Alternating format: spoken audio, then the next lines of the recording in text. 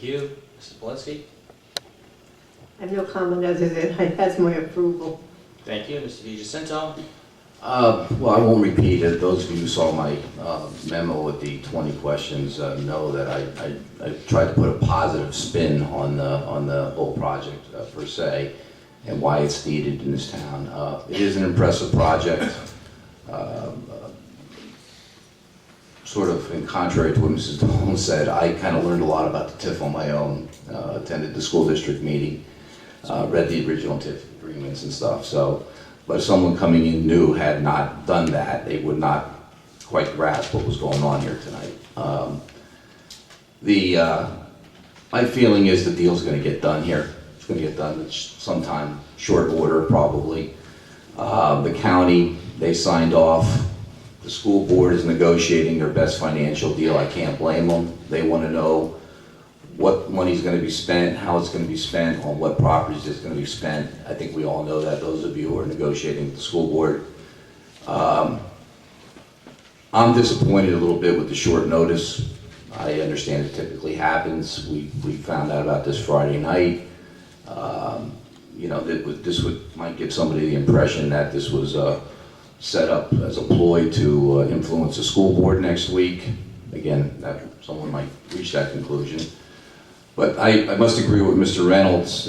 If you agree, if we all agree on how this money's to be spent, if we agree, it's a 9-year bet on the casino or its successor. That's what it is. That's what it boils down to. You're betting the house on the casino lasting for 9 years, or again, or its successor. Thank you. Let me just make some quick comments. We'll call the roll. Remember going back to 1999, 1995, when the Steel began their earnest efforts to try to develop that site, just a Bethlehem work site. It was extremely difficult. They had many, many plans that came before City Council, some of us remember. And we created the TIF in 99-2000, hoping to see development, spur development on the 130-40 acres, what we used to, what basically we refer to as Bethworks, but more or less the Arts Cultural District, which would be separate from the Lehigh Valley Industrial Park 7. And I agree, it's the casino. When we talked about the TIF, the casino wasn't even in the picture. Gaming wasn't even an issue in Harrisburg. It wasn't even being debated back at that time. And I agree with my colleagues. The key would be the continued existence of the Sands or the casino and the complex on the eastern end. I think the presentation tonight was obviously from Arts Quest and PBS. It's a very impressive project. It will breathe like a rebirth, vitality, life to the western end of the Breathworks, more people and jobs, and it really will make it a year-round facility, attracting people, education.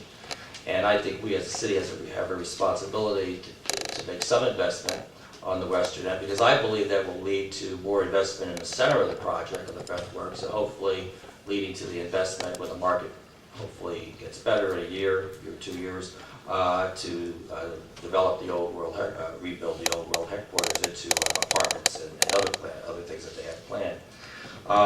Financially, this is a win-win for the school district, for the city, and for the county. And the city will be getting an extra $600,000 plus $500,000 per year over the next 10 years, and then the big one would be obviously at the end of the TIF. I think that some people may disagree with Mr. Parks. I've always viewed Jeff Parks as a visionary. When he had the plan of Music Fest going back to Mr. Maurer and Mayor Mark Simpson, and I think that what we have there now, with the potential of seeing this come to fruition next year with PBS and Arts Quest, and will just bring more vitality and people and jobs and education into that area. And I just think as a city, we have a responsibility to make some financial commitment on the infrastructure lots, and hopefully we'll see more development, because I think this is kind of the catalyst for more economic development, and like I said, in the center section and the western section. And it's a long process, but we said when we passed this back in 99 and 2000, we said 10, 15 years, and here we are, and it's going to be longer than that. So with that, I will support it, and please call the roll. Mrs. Polinsky, Aye. Mr. DiGiuseppe, Nay. Ms. Dawn, Aye. Mr. Evans, Aye. Mr. Mauer, Aye. Mr. Reynolds, Aye. Mr. Donchev. Aye. 6-1 passes. We'll move to new business. Members of council, just one quick comment. Mr. Shire, I believe he's still here. We will have our first forum, I believe, in October, and I think Mr. Hanna and I met with Professor Pettigrew, and I think we have 3 scheduled for the next 5 or 6 months, and so just so you should be getting some press releases on that. October 20th. That's correct. Okay.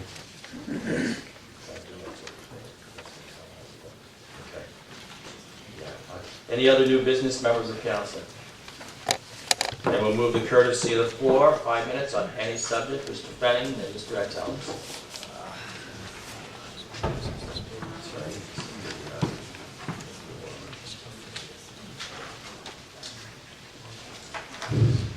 Abercrombie 2830 Linden Street, I hope you all feel warm and cuddly in December when you lay off people and raise taxes, but we'll see what happens.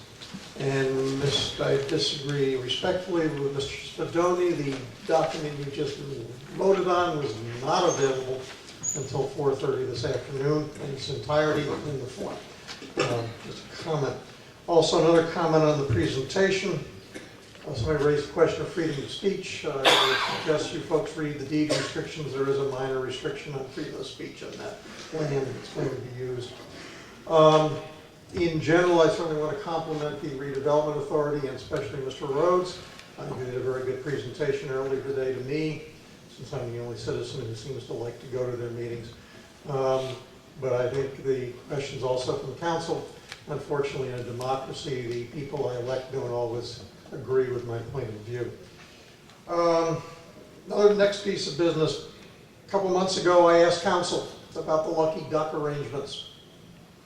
One councilman gave me some feedback. Council never did. I had to go to the controller. Controller got me an answer from the administration, a very acceptable answer. I'm disappointed the council never saw fit to respond to my question. Audit.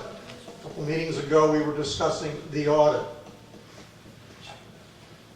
Since I've reread the audit, I got nothing to do besides read TIP documents and audits. I guess it's pretty sad.